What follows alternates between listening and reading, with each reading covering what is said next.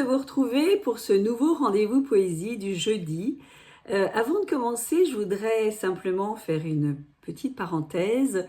Certains d'entre vous ont trouvé que j'étais un peu fatiguée sur ma dernière vidéo et ils ont effectivement raison. J'étais un peu fatiguée et c'est le problème quand on est une boulimique de travail, de projets, d'idées qui fourmillent.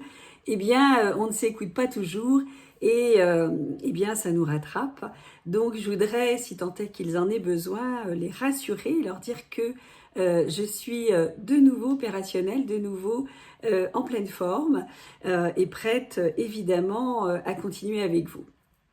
Alors aujourd'hui, je voudrais vous partager dans ce nouveau rendez-vous poésie un extrait du deuxième projet collaboratif autour de la peur qui s'intitulait « La peur, vérité ou illusion ».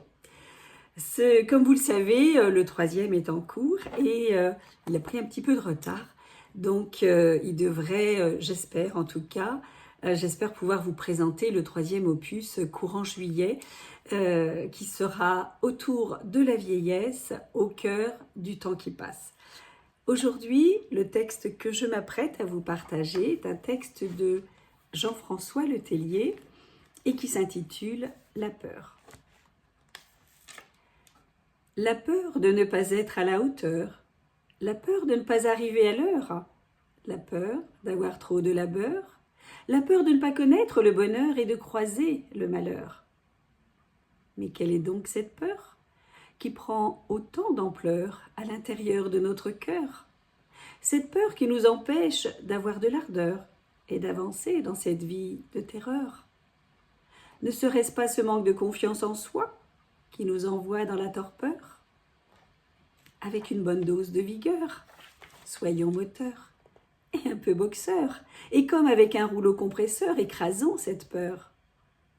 Pour ouvrir la porte du bonheur, pour enfin retrouver une vie pleine de couleurs. À bon entendeur.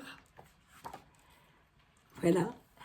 Merci beaucoup Jean-François pour ce très joli texte. Vous le savez, les peurs ne sont que des illusions, que des projections de notre pensée, de nos pensées. Apprenons à vivre avec, apprenons à les apprivoiser, apprenons à les appréhender. Elles font partie de nous, elles font partie de notre quotidien, mais elles ne doivent en aucun cas nous freiner, nous empêcher d'avancer. Voilà. Alors à tous, je vous souhaite une excellente, une merveilleuse et lumineuse journée. À bientôt.